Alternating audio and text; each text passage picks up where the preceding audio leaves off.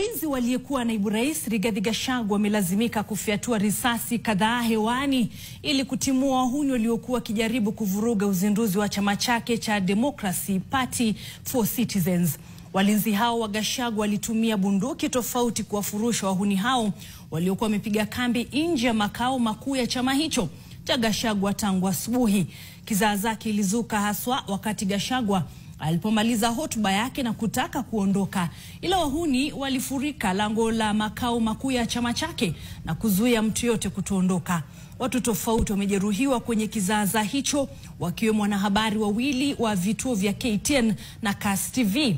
Gachagua alilazimika kusalia ndani ya majengo mapya ya chama chake pamoja na viongozi wengine wa chama hicho kama vile naibu kiongozi Cleophas Malala ambao walikuwa wamehudhuria uzinduzi huo.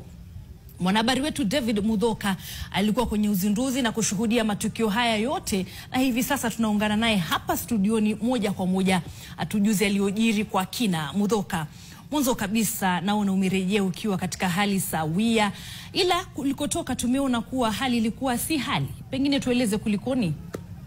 Naam, Cecilia, bila shaka ni mwanzo wa safari mpya ya kisiasa ambao aliyekuwa naibu rais Rigathi Gachagua pengine hakutarajia kwamba punde tu baada ya kuzindua chama chake ambacho ni Democracy for the Citizens Party au ukipenda DCP, vurugu zingeshamiri na hata wahuni kumzuia kuondoka kutoka kwenye makao makuu ya chama chake ambayo yako katika mtaa wa Lavington hapa jijini Nairobi. Na ni kizaazaa ambacho kimedumu kwa takriban nusu saa hivi. Bila shaka tuliona wale wahuni wakijaribu hata kuingia kwa nguvu katika mahali ambapo uzinduzi huu ulikuwa ukifanyika, lakini wakakabiliwa vilivyo na walinzi wa Gachagua. Bila shaka tumesikia milio kadhaa ya risasi zikifyatuliwa kwenye hewa kufurusha wahuni hao, Cecilia, na bila shaka Gachagua akilazimika tu kusalia ndani ya ofisi katika makao yake makuu hadi pale hali ingetulia. Hivyo basi ni vurugu na ni kizaazaa ambacho Cecilia kukitarajia sisi wenyewe, na pia Gachagua pengine hakutarajia, manake kinaashiria kuwa mwanzo wake au mwanzo wa safari mpya ya kisiasa imeanza kwa njia ambayo hakutarajia. Lakini Mudhoka, tumeona kwamba baadhi ya wanahabari hawakusazwa katika purukushani hii. Pengine tueleze wewe siri ni gani? Manake tunaona hapa kuna wanahabari wa kituo cha KTN, kuna wale wa Kass TV ambao wamejipata pabaya. Sijui ilikuwaje, hebu tueleze. Nafikiri wale walinzi wa Gachagua hawakufurahishwa na tendo la wanahabari kurekodi kizaazaa kile. Manake bila shaka umeona bunduki mbalimbali zilizotumika na risasi zikifyatuliwa.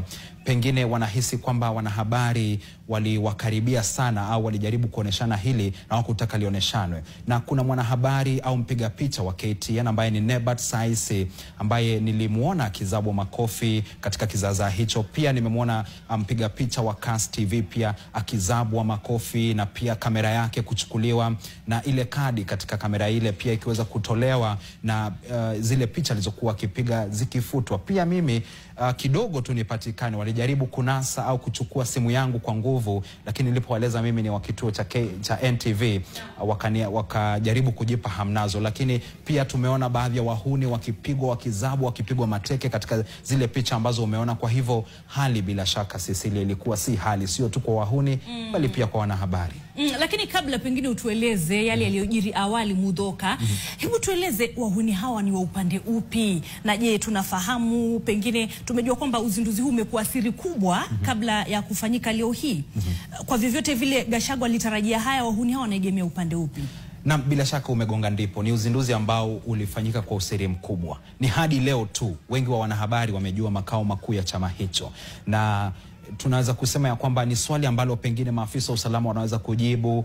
Si mara ya kwanza Rigathi Gachagua ameshambuliwa. Kumbuka majuma kadhaa yaliyopita katika kanisa la PCEA pale Mwiki alishambuliwa ndani ya kanisa, na tuliwaona akina mama, watoto wakienda kwenye magoti kuomba wasiweze kujeruhiwa au jeruhiwa bila shaka katika kizaazaa hicho. Kwa hivyo Cecilia, hatujaweza kujua ni nani ambao waliweza kuvuruga hafla hiyo wakati huo, na hivyo basi polisi pia walitakiwa kuweza au kuanza uchunguzi. Hawajatoa ripoti, na sasa wana faili kama 2 sasa kwenye meza yao. Wachunguzi watuambie ni nani hao wanaovuruga hafla za Rigathi Gachagua na ni kwa nini, na tuone bila shaka hatua zikichukuliwa dhidi